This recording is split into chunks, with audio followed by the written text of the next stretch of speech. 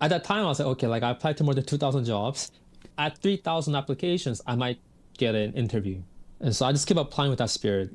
It was a lot of struggle, but because of this practice, like it was so joyful to the point where Mm, like my friends were actually worrying about me. My parents were worrying about me, like, oh, mm, like, just come back, just go to Korea. It's okay. Like, you don't have to keep stressing about your visa, the money and mm, everything. I just kept telling them like I'm actually gonna get a job. Like just mm. watch, just keep waiting, and I'll show you like that through this practice, like I can get a job.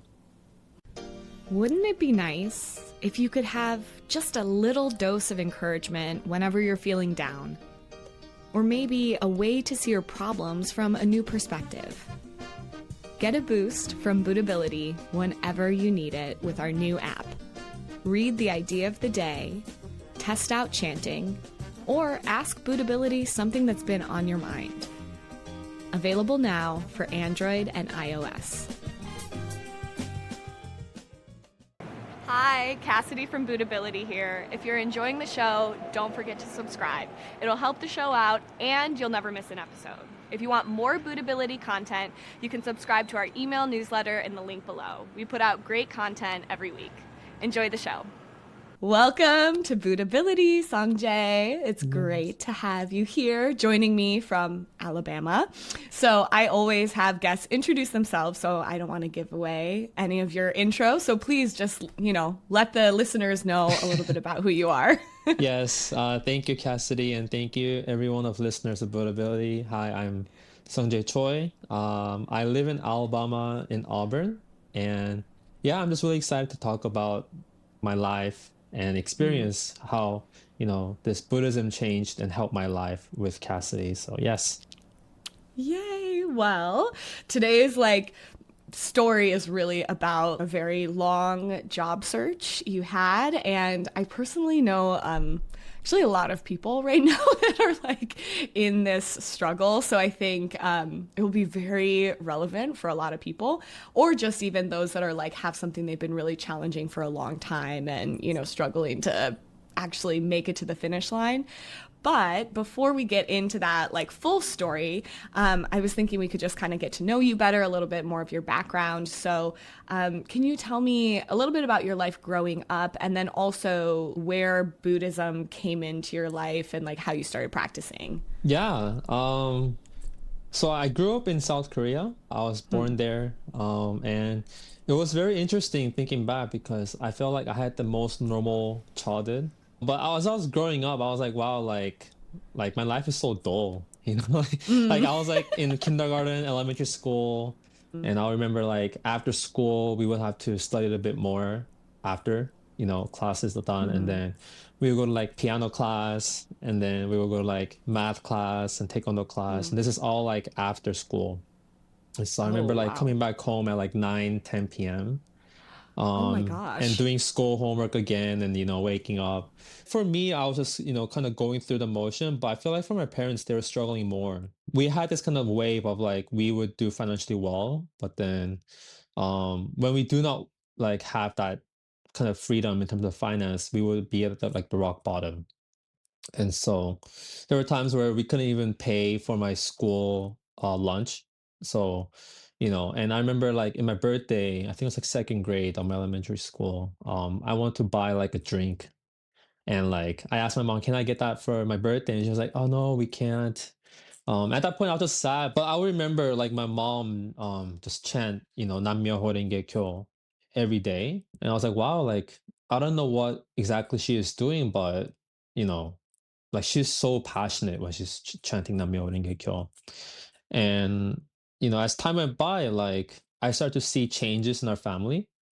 And I feel like that kind of showed me like there is something to this practice. Even though it wasn't me who wasn't taking the action, like I saw through my mom's own action that like, wow, like if you really fight, with this practice of Buddhism and you really study and you apply those study in our life, like we can see the current circumstances of like so much struggling in terms of finance and so much fighting in the family too, into like now like I'm in America, like halfway around the world, like I graduated elementary, middle, high school, and college in America, where back in the day, like I couldn't even pay for like a 50 cents of a drink, right? I feel like that's the most important thing that I really like feel grateful for as well. Besides them really supporting me to study abroad, but the fact that they always show me like to never give up. It's really moving to hear that like your exposure to Buddhism was less like, oh, these are these Buddhist principles, which perhaps, they're also sharing, but like more so seeing like how they live their life as people that like really will never give up even in the face of hardship, and Mhm. being able to internalize that, even before you really understand what Buddhist practice is, you can see through the way they live their life.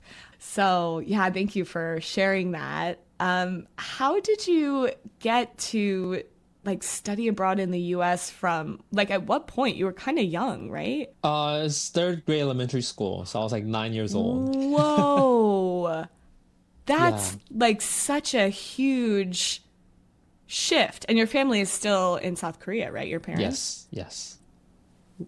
Tell me about that. Oh my gosh.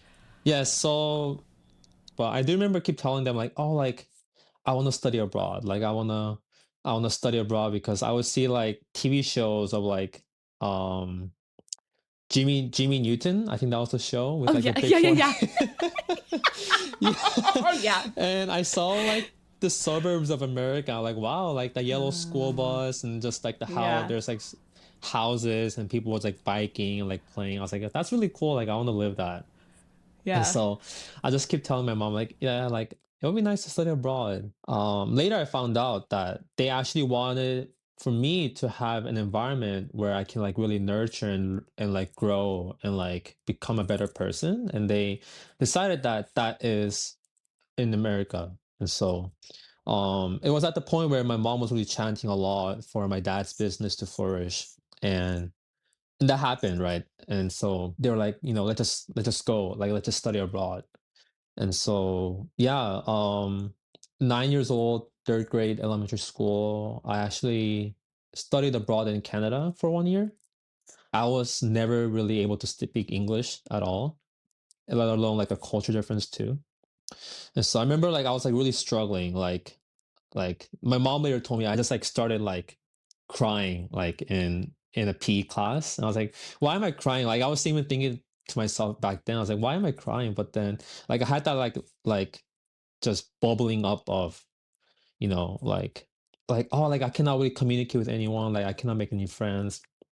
Right. And my dad was in Korea still doing his business. I was there with my mom. And my mom was also going through the same problem, because she was all alone. She was really like chanting even more, chanting Nam-myoho-renge-kyo and like really studying materials that she got from Korea because she couldn't really study English. But she was doing the same thing. Like she was studying English, she was studying, like Buddhism and like how can we really apply this practice. That in itself was like a great achievement as well from where we started in Korea. But I remember like at that time there was like a virus that was going around and it's called SARS virus, and the mortality rate was really high actually for especially for young people. And so I remember, I got that disease and I was just like passed out. Like, my mom was telling me like I was like all just like white, like I didn't have any color in my skin. And she would just keep chanting and chanting. And like we couldn't go to the hospital because they didn't let us in. She was just so like fiercely chanting that like I really want my son to get better. In our practice, we have the Gohonzon scroll, which is actually just like really at the end of the day, like a mirror of our own life. And we can really polish our Buddha nature, which every one of us have, right? And we have like water and like fruits and rice that we would put in front. After she finished chanting, she would give me that water to drink. And after drinking the water, like I remember the next day, I just like woke up from the couch, like what happened, and it was Wow. such a great actual proof of our practice. Besides, really changing our financial karma of our family. but really like changing this poison that I have inside of me, this disease, Wow. right? At 10 years old. Another like actual proof that I saw through my mom's action too. Right. And so that was like my first year of Canada. And we were able to get the visa approved. And then we were actually able to study in America. So I was actually in California. Even back then, I just remember my mom just going all out, doing activities of like, visiting other members around our community, studying with them, chanting with them, encouraging each other. But back then, like I was just like a happy guy. Like Yeah. I would just like be done with homework and I would just play like PlayStation or watch Yeah. movies. So, my life was good. But now thinking back, it's all really thanks to my mom's like effort to not give up Yeah. every moment. Yeah. Yeah. Yeah. For many of us that grow up with parents that practice this Buddhism, like there kind of becomes a point where something shifts and it's not like just our parents practicing Hmm. for our happiness and our, inner transformation. It's something that we kind of decide, oh, I think like I really want to live my life this way. And for you, like when did that happen and Mm. how?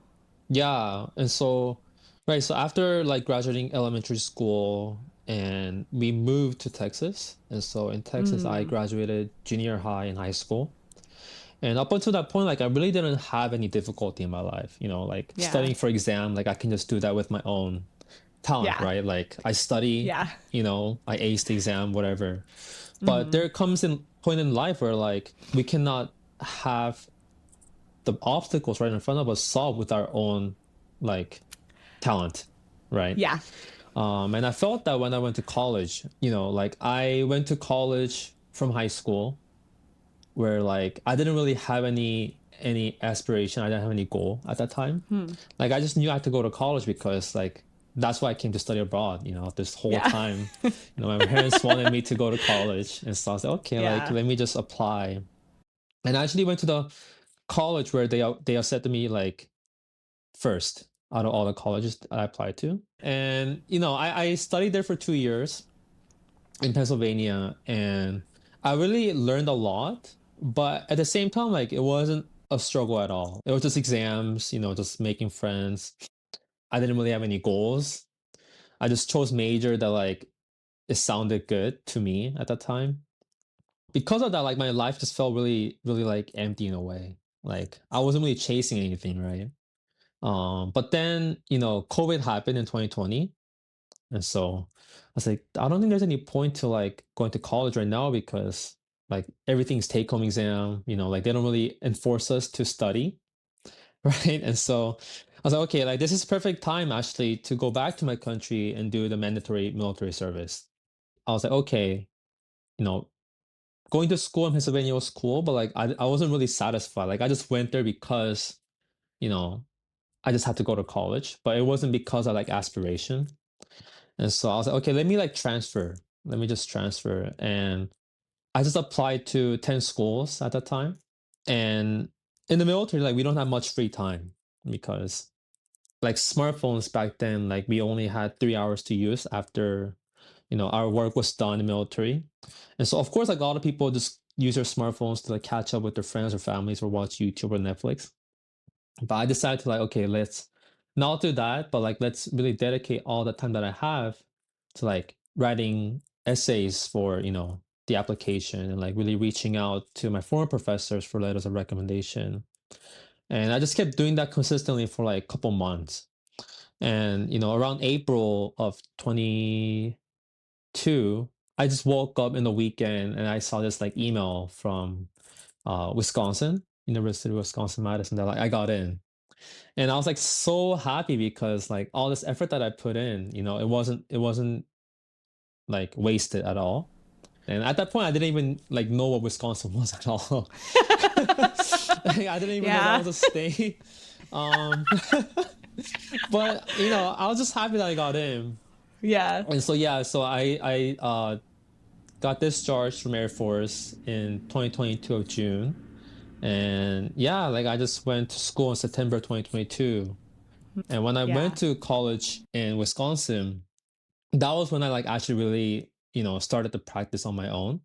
And at that time, like for almost a year when I was going to college, I was like, okay, let me just like really be disciplined. Now I have some aspiration, like I have some dream where like I knew I wanted to be successful at that time.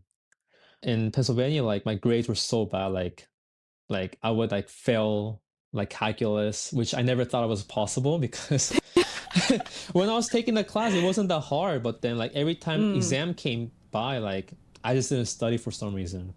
mm. And later I found out like I had depression.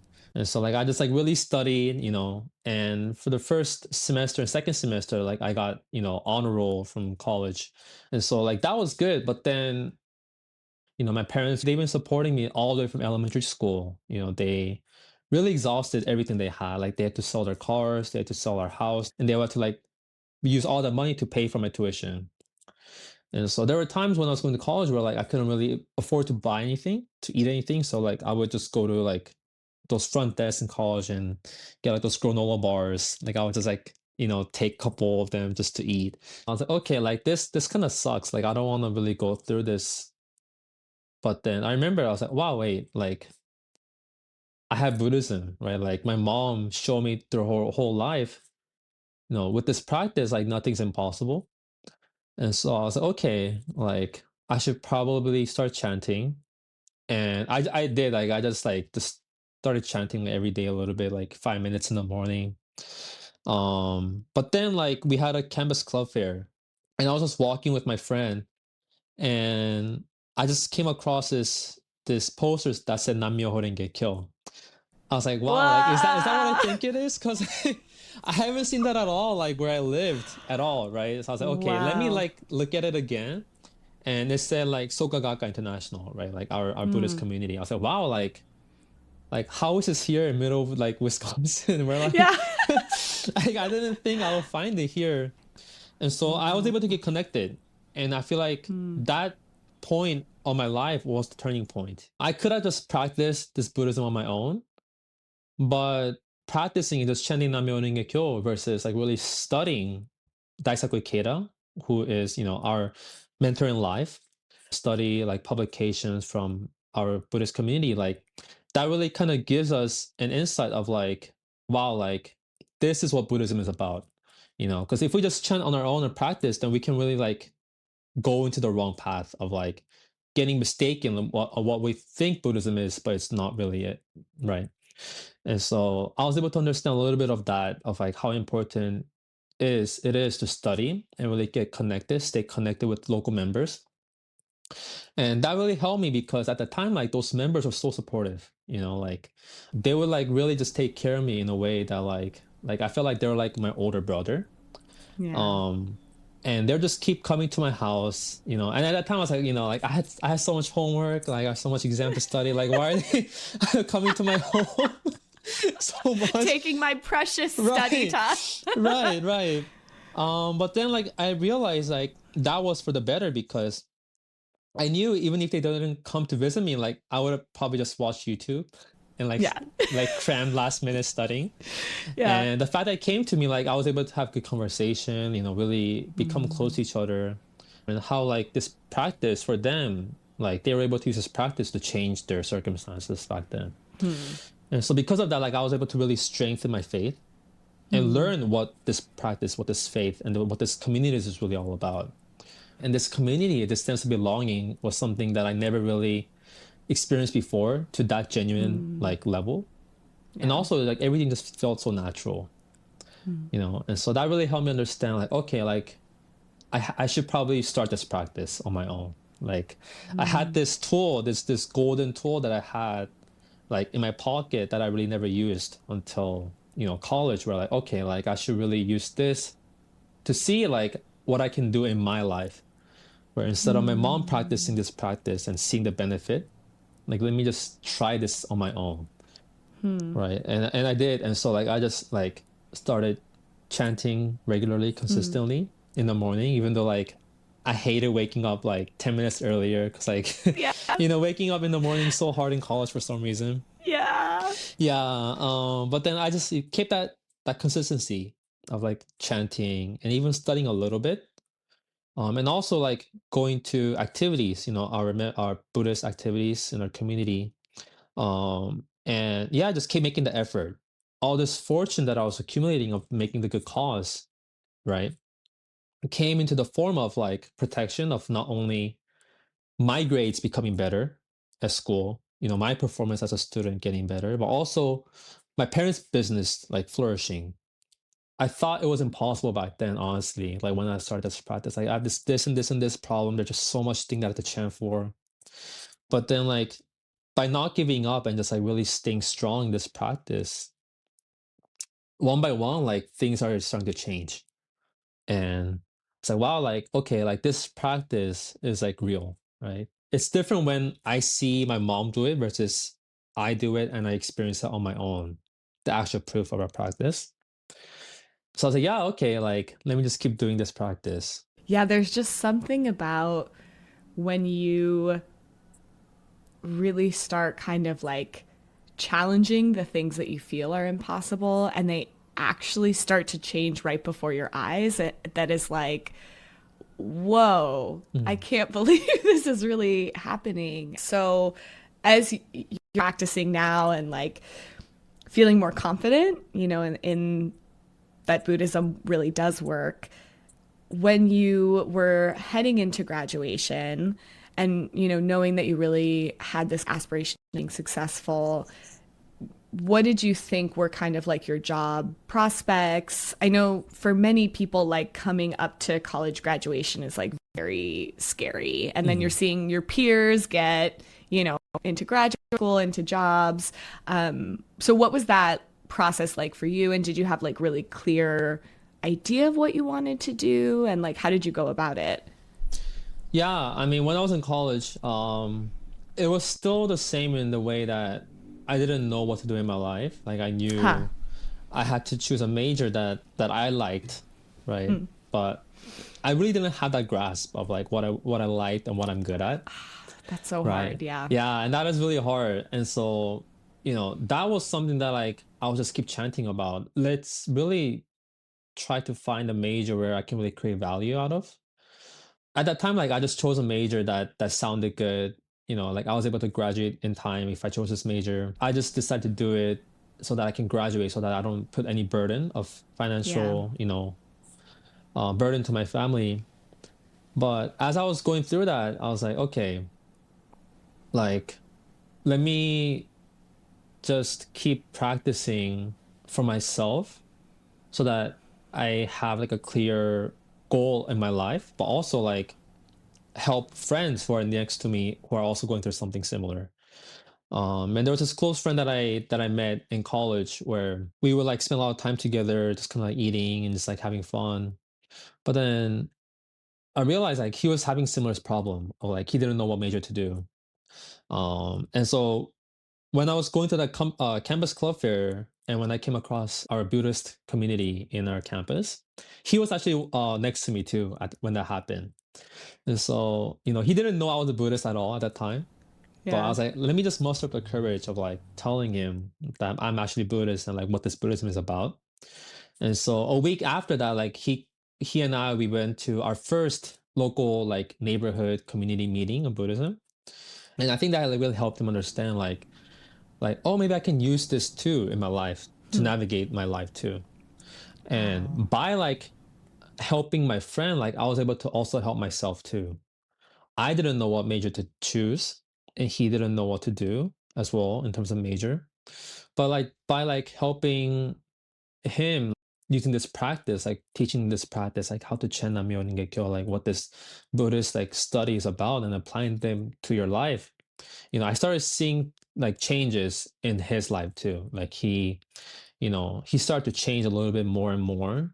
And that really gave me so much like joy of like, even though like I was still going through the struggle of like finding major and overcoming that financial, struggle of paying off, our tuition.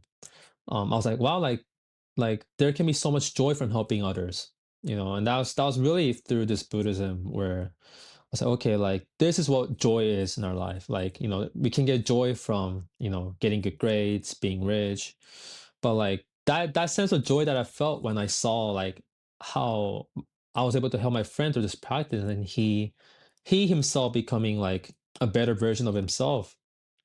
Like that was so much like realization of like, oh, like this is what really Buddhism is about, of like, helping yourself but others as well. And Yeah. so yeah, I was going through that with my friend. So time went by really quickly, and so I didn't really think I was going to graduate so soon. But when that time came to graduate, I was like, okay, I cannot believe I'm graduating. After all this time, Uh-oh. right, studying in America, like all the way from 9 years old Yeah. to now a senior in college, it didn't feel real. I wasn't really prepared in terms of like my own soft skill or my own Mm, hard skill of like working at an actual like company, right? yeah. But I was like, okay, let me just like start applying for jobs before I graduate to give me some ample time. And so I remember I would apply to internship when I was still in college. I would still just apply to jobs where they say their open position is like a couple months later after. But then that whole time, like I didn't get any like even emails back saying, oh, like we rejected you, or like we wanted to interview. Like I got no like response at all. Just silence. Right, Yeah. just silence, and that silence was so hard. But at that time I was still too busy like studying for finals and graduating. I was like, okay, this kind of sucks, but let me just focus on graduating first. And so that's what I did. And so, I graduated and my parents came, and like we had so much, just like so much laughter, so much like joy, so much like tear coming out, because I know I gave my efforts in a way, but like my parents must have gave so much effort, so much sacrifice to be able to have their son, come to America and like graduate. I just couldn't fathom like what they went through. And so I knew like I had to be successful. Like I had to get a first job where like I'm satisfied with the pay so that I can like support them as well. Yeah. But even at that point, like I really didn't have responsibility, like sense of responsibility that like I should really support my parents, like really, really support them, like really pay the debt of gratitude that I have to them. I just kind of still felt like a little selfish of Yeah. like, let me just get a job so that I can like, live the way that feels comfortable, that I'm thinking is like ideal. And so I had like a lot of anticipation of like, I'm gonna get a job soon. Like I Googled of like what's the like employment rate of like data science. And it was like just all positive, like really, really high. And so after I graduated, I was like, just keep applying to jobs. And, like after like 100, 200, like 300, like I was not getting anything. And to be clear, 100, 200, 300 applications for Yes, different jobs, applications, right? yes. Okay. Yes. And Whew, so okay. I was writing that down, like this company, I applied, blah, blah. But then just seeing like through that list of like all these rejections or silence was really difficult. And so I was like, okay, like this sucks, right? Like this really Yeah. sucks. And I need to find a job soon so that like I can, support my parents. But also as an F1 international student, we have 90 days to find a job after graduating. And so there was that, financial pressure, Whoa. Yeah. as well as like finding a job so I can stay here, legally and study as a student, and also like work as a student too. And all that was just like coming to me. I was like, wow, like this is so overwhelming. Like I can just probably just give up and go to Korea because, I can just live in Korea. Like that's not a problem at all. But at that time I had this realization that all this life that I lived in America, all these friends that I have here, like I just don't want to like let that go so quickly, you know. Yeah. So okay, like let me not give up. Let me really use this practice to see like if I can see myself navigate through such like impossible obstacle right in front of me. And so at the time, like I had two choices of either staying in Wisconsin, where I still have my apartment lease, or go back to Texas, where I have my relatives, so I can live with them and apply for jobs and not, have that financial burden of paying rent. But at that time, like I had the opportunity to support Buddhism, like Buddhist community in Wisconsin, this opportunity, I feel like it came in such a perfect time where like I really needed to make so much cause in my life, so much fortune in my life to be able to break through this. And so I was like, okay, like let's not give up. Let's really just go back to Wisconsin. And that in itself like presented a lot of challenge because first like I needed a car. Like I needed a car to go anywhere. I needed a car to, Yeah, you know, especially in Wisconsin. Yeah. right, meet with people. And so, but then like, we didn't really have any money still. That in itself was a challenge, but I was like, okay, like I kept hearing from the members in our Buddhist community that like when you have an earnest prayer, you know, that prayer has already been answered. And all that cause you're making in your life, you may not see it now, but like you are creating so much fortune in your life that when you really need it the most, like, that money that you need will appear, from universe. Like, because there's like infinite amount of universe of money in the universe, right? And so they just keep telling me to chant with that kind of mindset. These members in my community believe that I can do it, but I don't believe it in myself. And that was the biggest problem. And so just fighting myself of like really believe that I can do it, that I actually can do it really gave me the understanding and like spirit of Buddhism of like really like never giving up. And so I just like started chanting for that car that I wanted. And I was like really specific what I was chanting for. I was like, I want it to be this price. I mean, I want it to be this car. I want it to be this cool car, so that I can also enjoy driving too. Yeah. And like a week or two after I started chanting, like I came across this sighting of the car that I really wanted. And it was exactly the price range that I wanted and exactly the car that I wanted in a color that was even cooler than what I wanted too. And so I was like, okay, like this is so cool. And so, I Wow. reached out, like I was like, okay, I want to buy that car. And so that in itself was so much fortune that like I was able to buy my first Mm, car without any debt and also wow. graduate college without any debt because my parents, took on all of that Mm, sacrifice. I was like, wow, like I should really, really just like give my all, like really take this responsibility for not only my life, but also to have my parents live out the life they really want to as well. Not worry mm, about money, not worry about me, but like really like enjoy their life as well. But mm, okay, like this car is like for me to make the cost. And so, after I got the car, I was just like really attending different activities, different Buddhist activities in Wisconsin, and really meeting with other like fellow young men who are similar age, who's also going through similar mm, struggles. We had that kind of unity of, let's keep fighting together. Like let's mm. really encourage each other. And so I remember like after activities, we would go to a burger shop where it's from Wisconsin. It's called Culver's. And No, I so, love Culver's. yeah, it's so good. So we would always eat like, like concrete mixers and burgers, like after Yeah. activities. And like that always kind of like had us so much joy in like whatever we did Yeah. together. Mm, And yeah, I just kept doing that. Like I just kept really just spearheading with this practice mm, alone of like, let me just keep mm. applying. And so, yeah, I graduated December 17th of 2024. And when I bought the car, it was February 5th of 2025.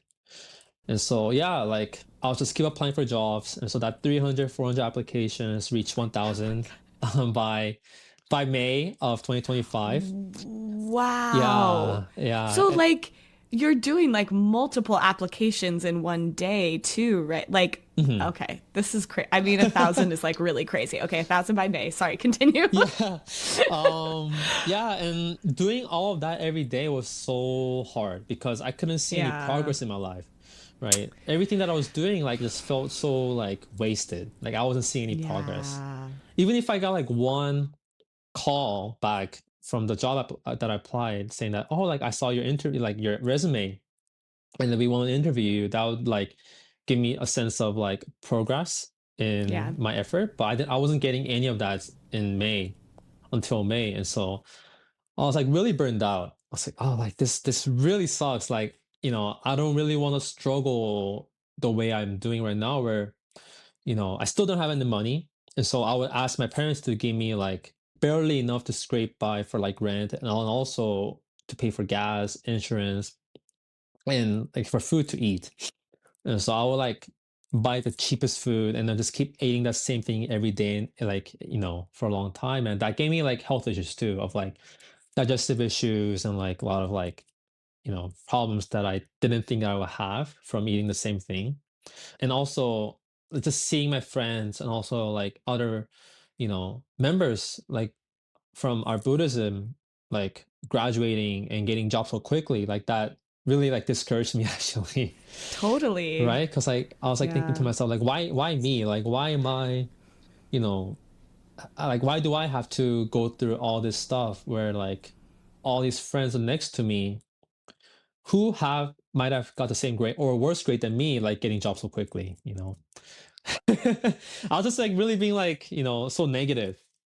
And so I remember I was eating dinner in May, and I was like at the most negative point in my life. Like I have never been that negative at all. Like everything that I was thinking about was just like negative consequences, negative results. Like what if like this happened and I get kicked out?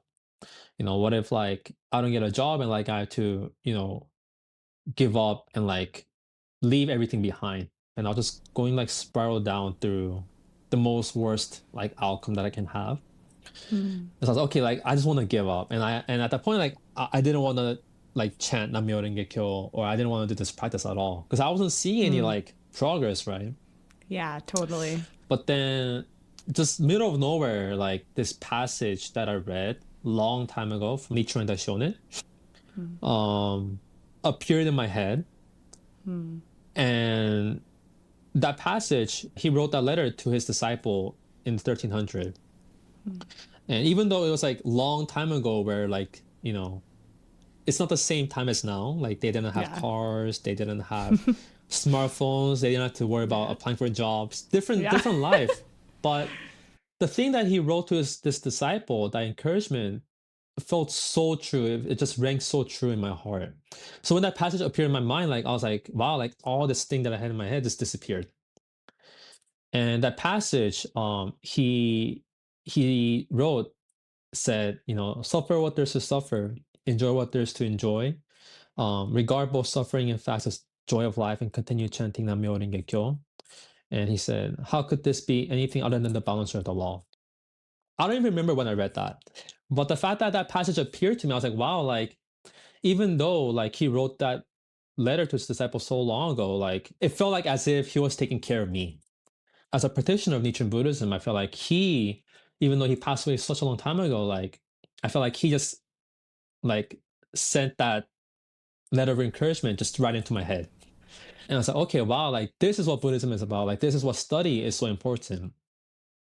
Because if I didn't really have read that before, the passage before, I actually might have just gave up that then.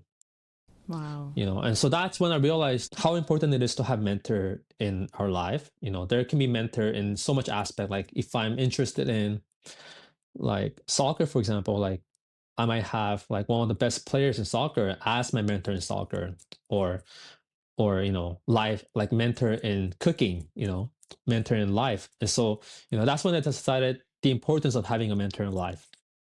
And that's when I realized like I should really have, Daisaku Ikeda and his teachings that he taught to us, like really regard that as like him teaching us on how to really win our life with this practice. And so that's what I did. Like after that passage appeared in my head at that dinner, I was like, okay, like that's really true. Like, suffer what there's to suffer. But also there's something that I can enjoy too, so enjoy what there's to enjoy. And also like regard both suffering and joy as facts of life. Right. And also continue to chant Nam-myoho-renge-kyo. And he said, all of that is the boundless of the law. And so from realizing that, I was like, okay, like this is actually so joyful. Realizing that like even though I'm not getting any progress, I'm not seeing any progress in my job application, like everything that I was doing, just became more joyful. Right. Hmm. Every like mundane things of like waking up, chanting Nam-myoho-renge-kyo, studying and like driving out to like meeting these, fellow um young men who are going through Hmm. something similar. All of that was just like so fun, so joyful. And so I just Hmm. started like stop worrying about negative things and if I would get a job. But Hmm. my perspective changed into like I am gonna get a job. And that Mm. confidence was just so overwhelming, and that Wow. was like a confidence that I got not out of like wishful thinking of like I'm just gonna get it, but like it is because I was like chanting and applying those study in my life and everything that I do and giving everything that I do, in my life. Like that's what really gave me that life force that I needed to spearhead all the obstacle. And so yeah, like May, that was a turning point in my life and my practice too. So when I was applying for a job, I was like, okay, like let me just keep applying, even though I'm not getting any like messages. As I was just kept doing that, like there were other obstacles where, I faced where the current apartment that I had was expiring and I had like 3 days or 4 days to find an apartment. And so I was like, well, like this feels Oh my impossible. But then I gosh. was like, wait a minute, like this challenge that I have in my life, like I'm facing this challenge because I'm actually ready. And at that point, like I just knew that I was gonna find it because my faith was so strong at that time.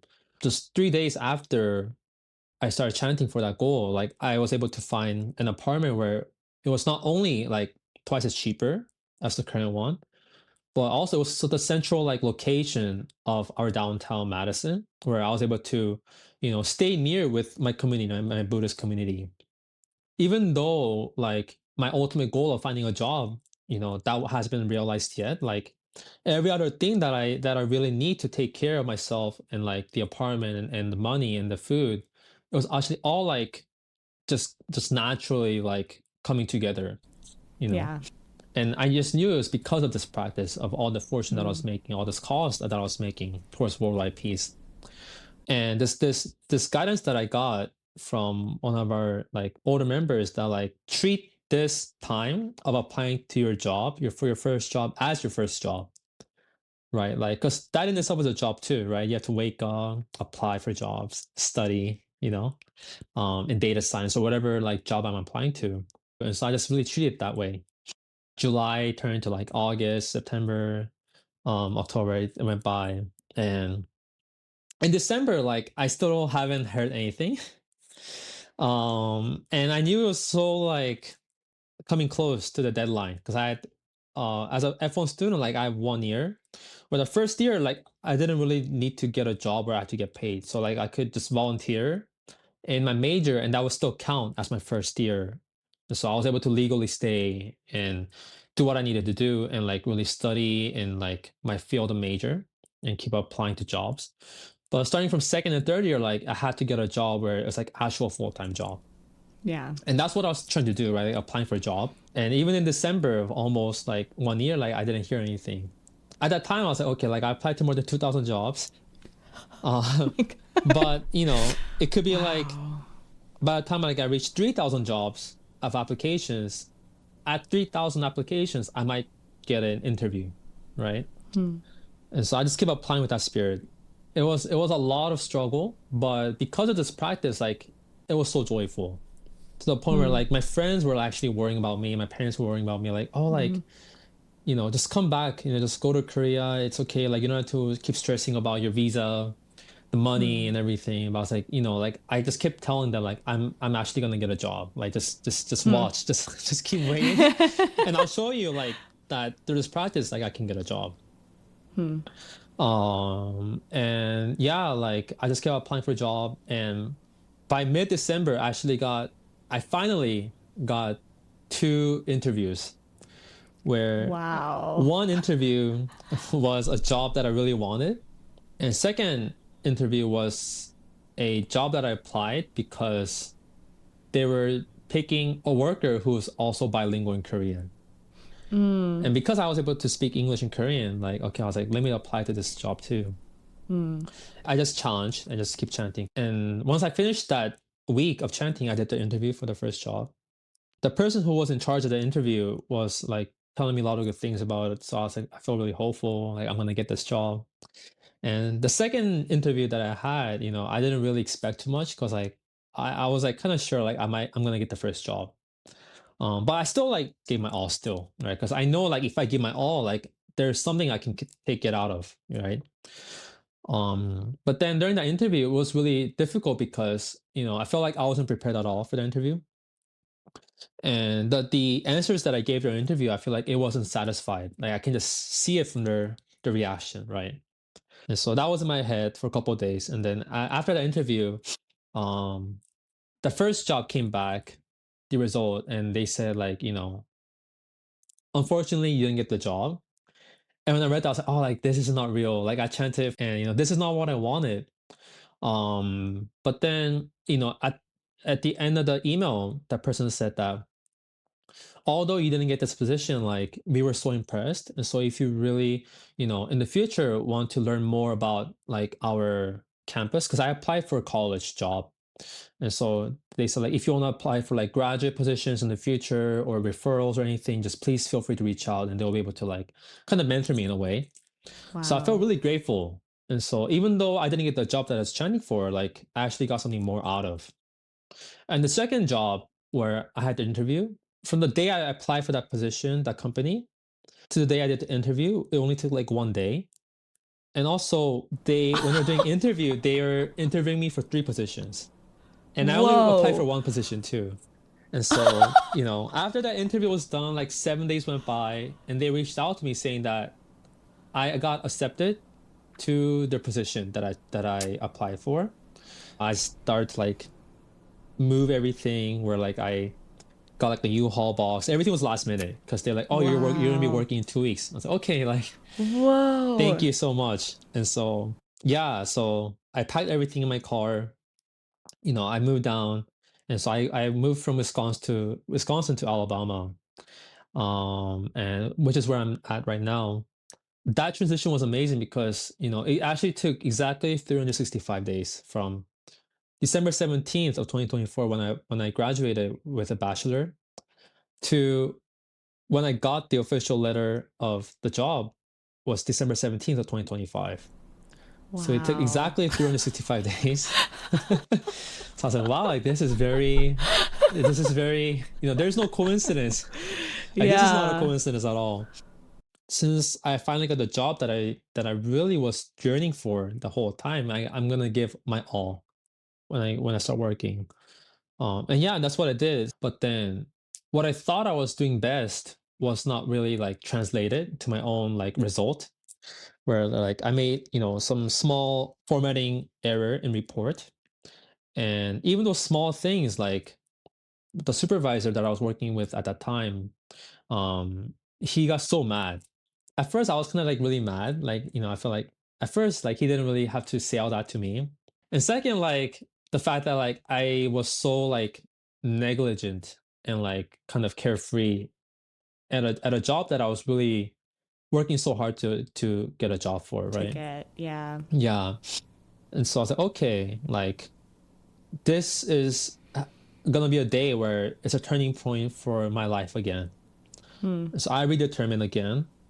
And later I realized I was so thankful. Like when he was scolding me at the time, because I Hmm. had this practice, I actually knew like why he was doing that. It's Hmm. like a strict like love in a way. Like he Yeah. didn't have to say all this, but he's telling me that so that I can really improve and become a better worker, becoming this like irreplaceable worker at that company. And so because I realized I saw the bigger picture of why I did that, I was like, okay, like let me really give my all at this work. And I was like chanting in the morning, waking up earlier before the work so I can really give the time to really chant and really study on like the topics and the study materials related to work, like how to win at work. And so I was like, keep reading that and like applying every day at workplace that study that I, read in the morning. And a week after that, he was giving me some feedbacks on like the work that I did. And he told me, "Oh, you're actually really doing great, and like keep on doing what you're doing." And I was like, "Wow, okay, like this is what it means to really keep showing actual proof in our practice." You know, from getting the job, for like after more than 2,000 applications to like even the small things of like really like getting recognized at my workplace. I was like, "Wow, like this is really because of this practice," and I felt like this sense of like sweet victory where like, for example, like you are running 100-meter dash, and if you were to get like a gold medal just because you're like really talented in you just run and you get a first place. The sense of victory you get when you get that gold medal versus really giving your all and just run, like becoming the best runner you can every day for like years. And then you go into like a big stage of like Olympic stage, and first like run you might not get the gold medal, you might get bronze, or you might not even get any like medal at all. But like, the next Olympic you give again, like not giving up in all your efforts. And when finally the time comes when you actually become first place, you get the gold medal, like that difference of like still getting a gold medal is so different. Even though you became first place, when you like give all your struggles and effort and you win at the end of the day, like that victory is like so like enormous. Like that is what life is about, right?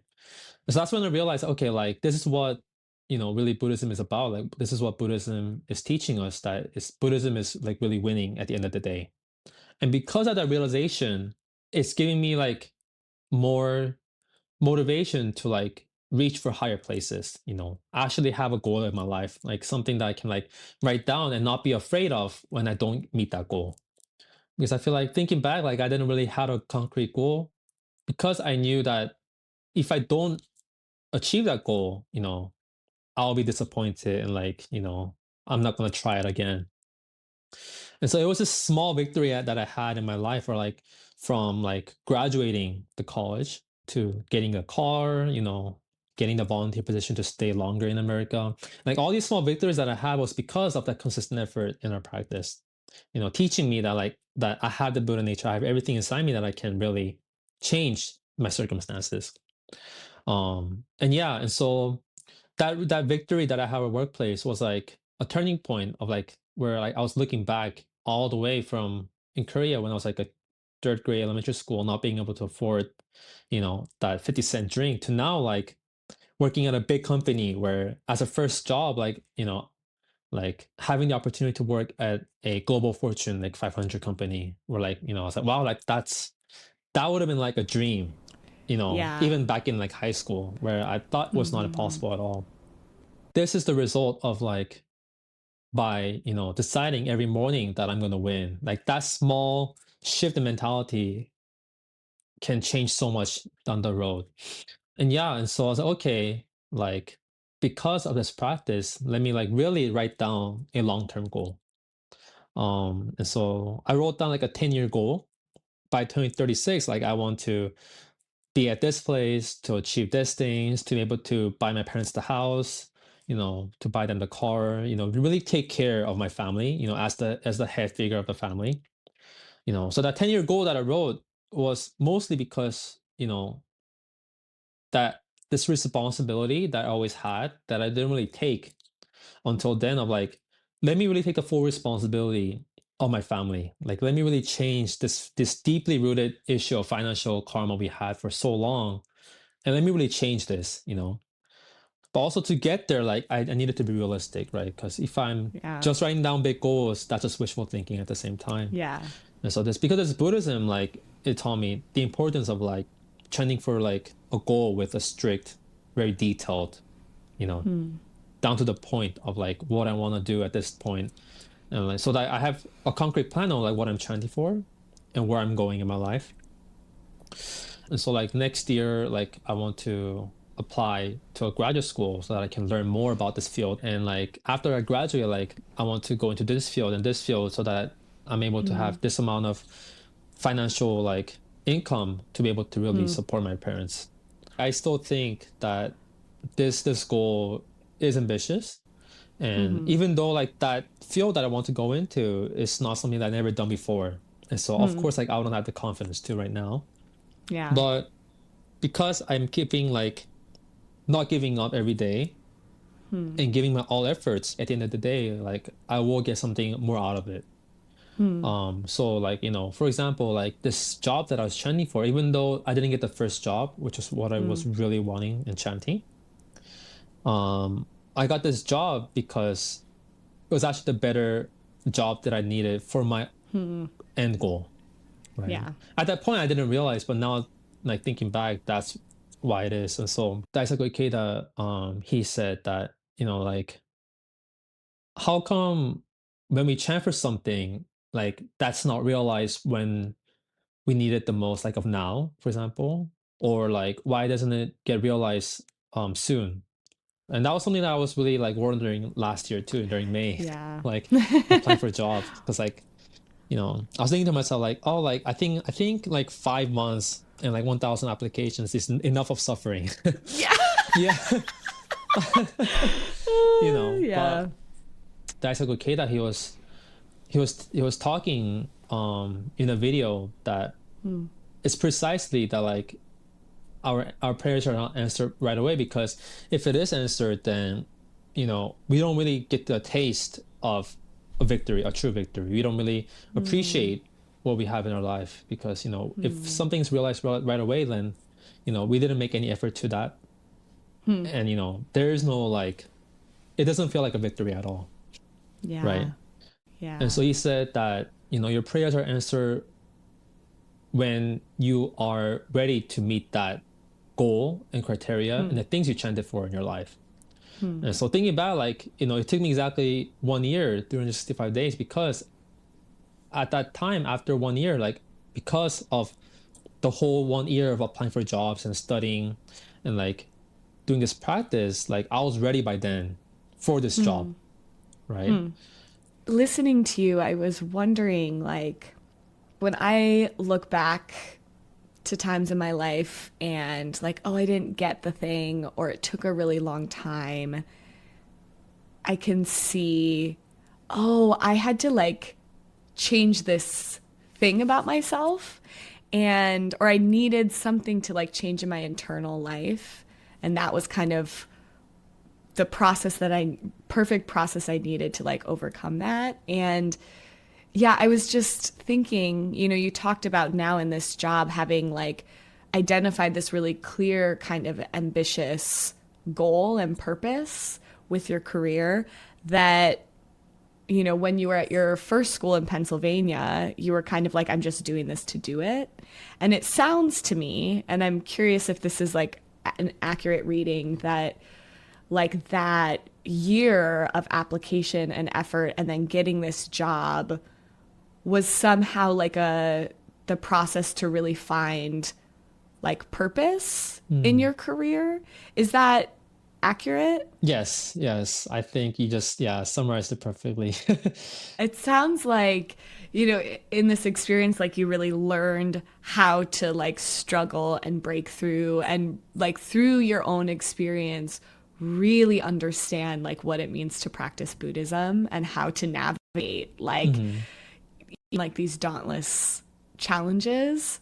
And there's like that first just like really big problem that you feel Mm. like you just have to go so deep.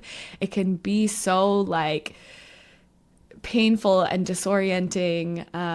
But on the flip side, it's also like really invigorating in some ways because like I personally feel like, wow, I'm so alive. Yeah.